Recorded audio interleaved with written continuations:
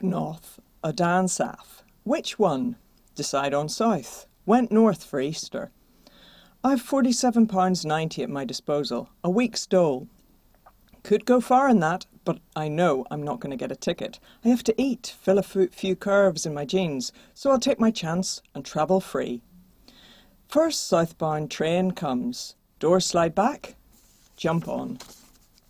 All heads look up as I enter the carriage and walk down the narrow catwalk.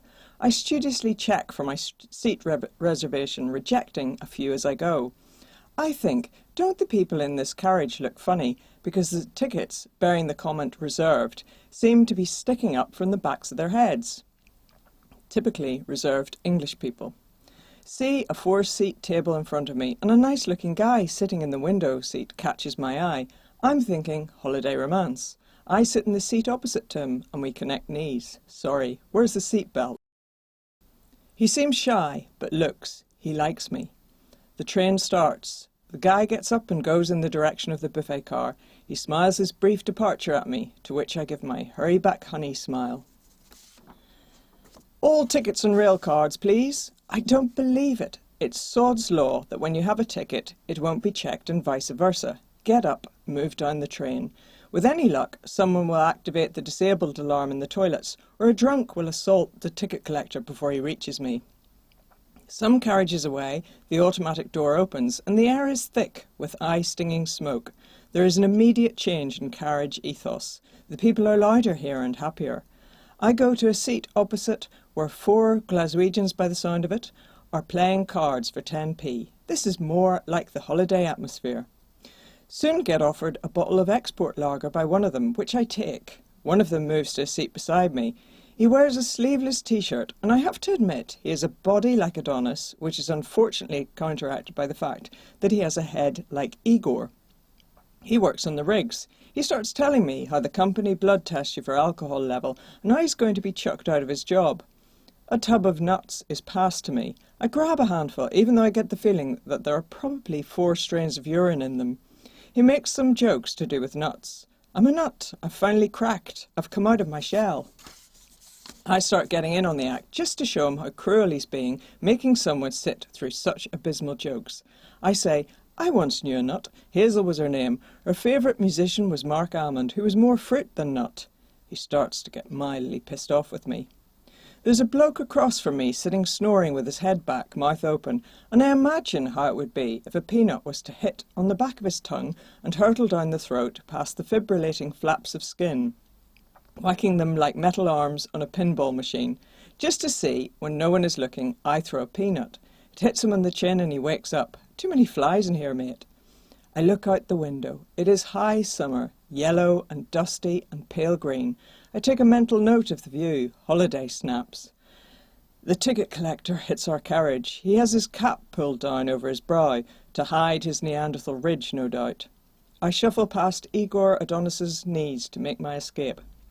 In the next carriage, I even contemplate diving into one of those triangular spaces between back-to-back seats where people can put their luggage. No one, I think, would say anything, but it would be embarrassing to be found sitting like a dog in a kennel. I look behind me down the aisle, and I can see he's getting closer. As I watch his progress, this manic violin music plays in my head, like when the Wicked Witch is after Dorothy and Toto. Reach the last carriage. Another 4-seater with 2 guys sitting side by side. I slide into the seat opposite them. Going to have to stay here and get caught. It's the end of the line for me. They have nasty system of penalties for fare dodgers like me. I notice that the 2 guys are American from their accents. One is old and sedate, the other is youngish and demonstrative. I think gay. Definitely a gay couple on tour. Where are you headed? The young one asks me. Nobsham on the Beck, I say. Whenever I meet Americans, it is one of my silly little games to say as much rubbish as possible, without them catching on. The Queen is making an appearance there today, you know. Really? The Queen? Wow, says the young one. We're headed to London ourselves. Well, there's a novel destination for you. Well, you know what they say. When you've seen London, you've done England. They give me a can of lager. They're friendly, but I can't relax. I go back out of the carriage and see that the ticket collector is making slow but steady progress 2 carriages away, about to turn back, but I feel 2 arms fold. round my stomach. It's the young gay guy, who it turns out is not so gay. I laugh. Who's that old guy you're travelling with, I ask. That's my father-in-law, he says. Listen, why don't we go in the can and fuck like banshees? I consider this proposal, but only for a second. It is lucky I am not squeamish about public toilets. I also have a very simple philosophy, which is to go with whatever turns up in life. Whatever is one of my favourite words. Whatever, I say. But I have to say I don't think banshees do fuck. In my experience they wail and drift round incorporeally. Whatever, he says. Slide my hands down into his back pockets. Let's burn rubber then. Oh, I haven't got a condom, says the guy. Haven't you got one?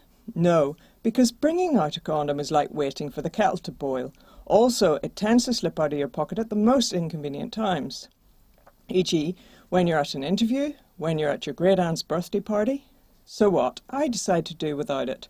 Whatever occurs, I have full confidence that the advancing march of science will have discovered the cure for it.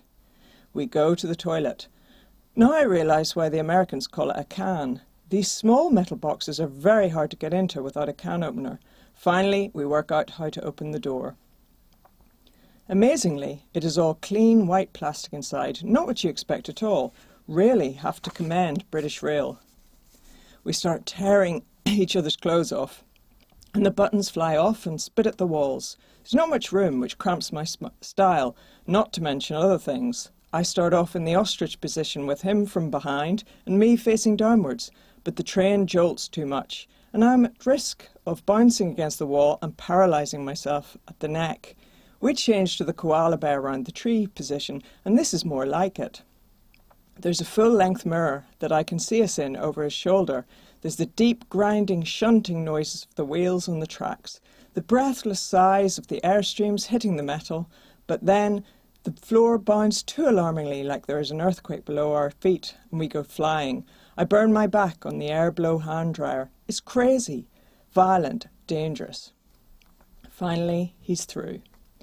We start putting our clothes on. He says if the train had been travelling vertically, we would now be members of the Mile High Club. There's a rap at the door. Tickets, please. I whisper, you go, and jam myself up against the wall just left of the door, wishing I would just melt into it. My American guy sidles out the door with his ticket, and I'm saved. I'm thinking, it's been a great summer holiday. Even managed a quick romance with a foreigner at the end, but I'm ready to go home now at the next stop. While I'm busy congratulating myself, I forget the door is unlocked and the father-in-law comes in.